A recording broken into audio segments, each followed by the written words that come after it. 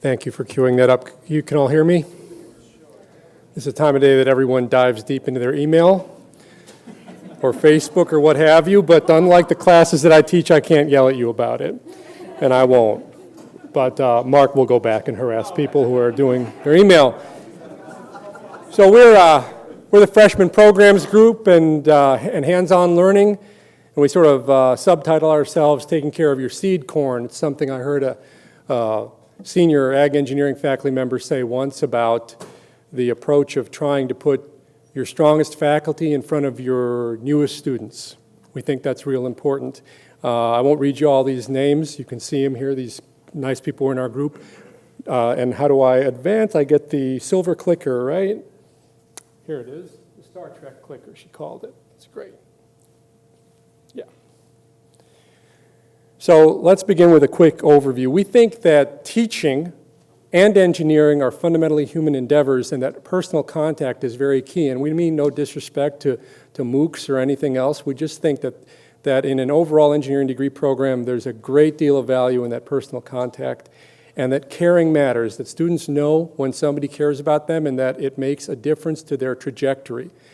Not all students, absolutely. There's students who show up with such a degree of self-efficacy, they don't need that from you.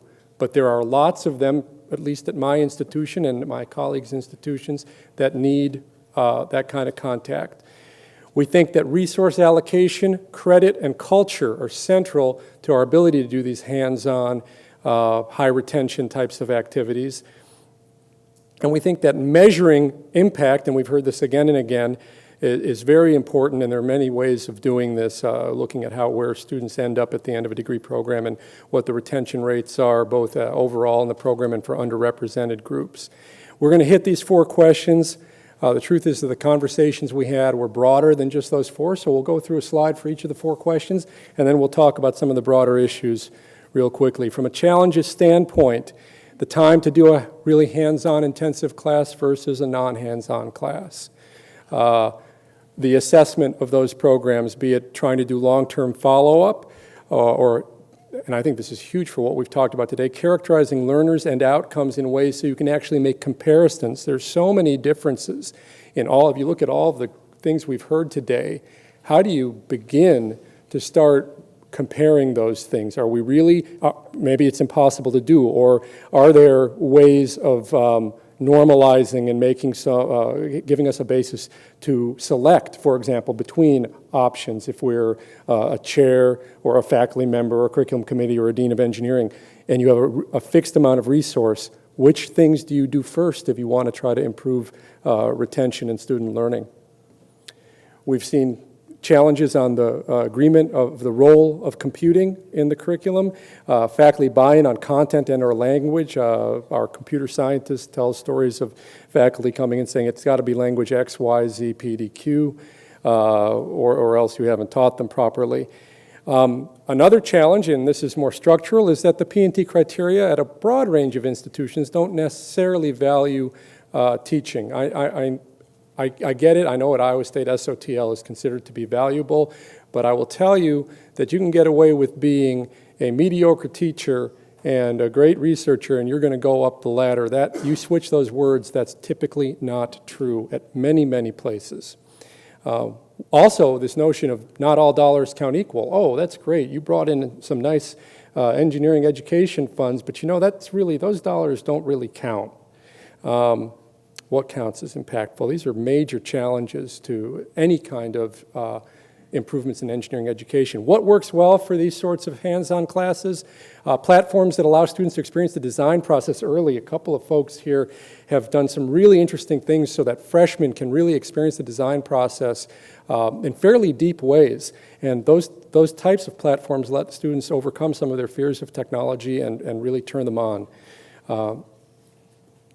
We've heard this before, programming in a context is great. Quality mentoring program that Ram had to really increase retention rates of underrepresented students took a lot of resources, but to have close mentoring, very valuable.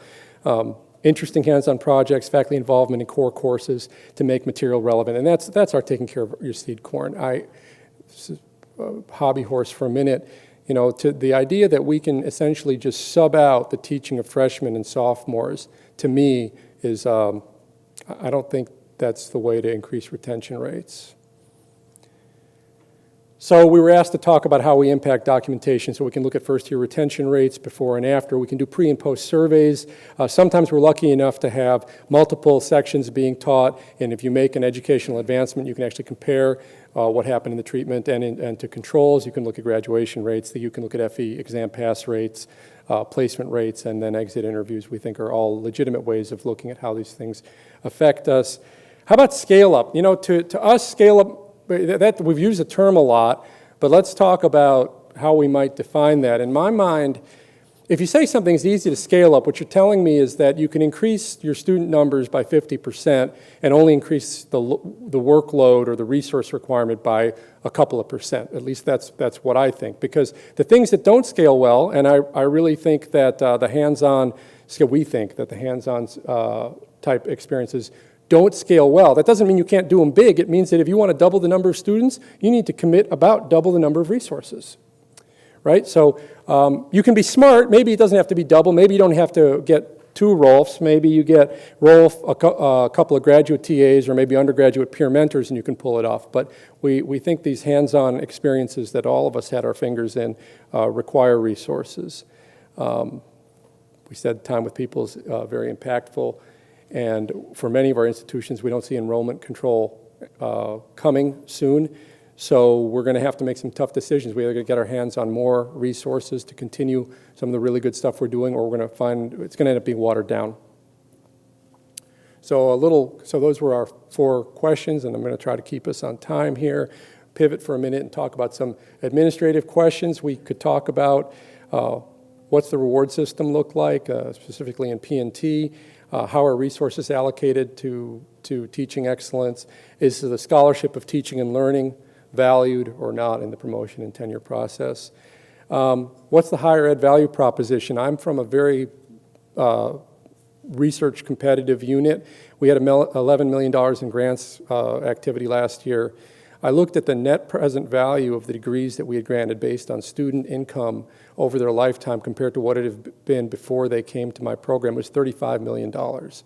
Now, I think we balance it pretty well in my home department, but I'm telling you that I think there's lots of places that haven't done that calculation and don't realize how absolutely valuable high-quality engineering and technology degrees are. And again, we've talked about measuring impact in various ways a couple of times. At the end, we think there is a very practical aspect to what we do, and we need competent engineers for society's sake and for the good of the profession. Somebody pointed out this, you've all seen this, right? Who gets paid a lot? In Iowa, it's the football coach. My son goes to school with his son, so my son's car isn't as nice. All right, we would be glad, I think we've kept to our time, and we would be glad to take some questions or talk about any of the work that these folks did. Thank you.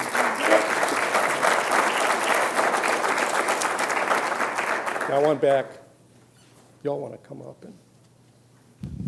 So kind of a realism and practicality question. You're advocating putting what you believe to be the top faculty as far as teaching evaluation on these lower end courses that tend to be a higher workload, that tend to be, much more commitment than the upper division, and they're also not teaching things they're doing research on. What about the faculty retention side of this kind of a plan?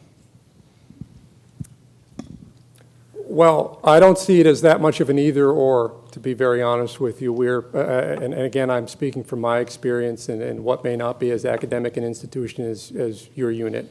But we have some people who are outstanding researchers. A person with the highest grant expenditures in my department is teaching one of our most lab-intensive courses, seems to love it. At the end of the day, having a 90% retention rate and having placement rates upwards of 90% are really important because we're a state institution. People are paying us money to train their kids. So I don't want to drag the rest of my friends into this, but I personally think that academics have to look carefully at where the money is coming from and who we need to serve. And if we're that good that we want to be just at a research unit, USDA, ARS, there's lots of good, ORNL and whatnot. when you come to a university, at least a public one, I think there is at some level a responsibility. And at least when I hear stories, I don't know if Dan Moat is here or not, but it sounds like there are people who pull that stuff off. And I'm not saying that Dan has to teach the 600-person class, but the other thing that I found shocking in some of my conversations with people here are units that have said, okay, we're going to sub that out to individuals, but they won't be on tenure track, or if they are, we're going to pay them a lot less. I don't get that. Yeah, just if I could, I was really fascinated by the exercise that the one group did where they were like, what's most important to the faculty member, happiness, fame, or money? I mean, why aren't we asking our students that? What's most important to you? How famous is your professor? Or how good of a teacher is your professor? And how present is your professor? While I understand that it's dangerous to look at our students as consumers, I think we all agree that our duty is to our students and that we have a professional responsibility to create well-trained students for society. Teaching and research, they're integral part. You cannot separate, a good teacher from a quality research. I mean, of course, there are instances where you see that, a very fine quality researcher may not be an excellent teacher, but there is certainly a good compromise that one can lead. But I think in my span of about 35 years in academic life and with national research labs in various places, and I've always seen that teaching has not played a very significant role in the context of promotion and tenure. So the usual say, according to the dean, and perhaps even at good places like Caltech and other places, I've always talked to many deans and the provosts. They say, well, if you're an outstanding researcher, and nationally recognized, and even if you're a poor teacher, that should be good enough. And I think those kind of things will certainly change. May not be now, may not at least in the next, maybe 10 years. And I think the National Academy of Engineering is also looking, at least through this kind of forum, quality teaching is certainly an important aspect to further strengthen our country and how we can produce, researchers and engineers in years to come.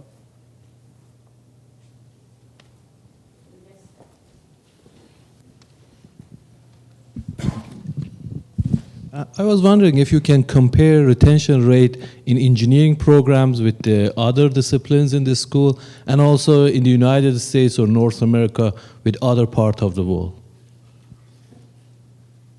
For freshmen, of course. I believe the literature would suggest that engineering programs in general have some of the lower retention rates. We certainly, I don't know the numbers. yeah, I think it's running 50 or so. And, on the flip side, there was a study that came out a couple of months ago that suggested that some huge fraction of freshmen and sophomores at universities haven't learned anything after 2 years. And, I mean, to our credit, even on our bad days, we're teaching students stuff in the first couple of years, but we push them. And I think the dream, so that retention rate furthermore is worse when you start looking at who's leaving the engineering degree programs. It's exactly the people in general who we say we're trying to retain. It's exactly the students who are first generation college, underrepresented minority, and women. And I think there are well-established things we could do to increase those numbers, but they all cost money. And so I think, at the end of the day, there's a question. It's not that we don't know how to get there. It's whether we have the willingness to put the resources there to do what we say is important. And to the point of retention rates, I think we'll all agree with this, that first impressions matter.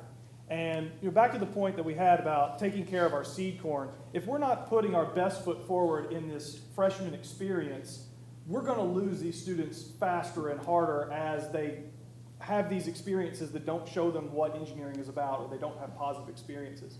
And so I think that we can see these retention rates certainly go up, and we certainly see retention rates going up dramatically at UVA in engineering as we're trying to put that focus more and more, putting our best foot forward in the first year.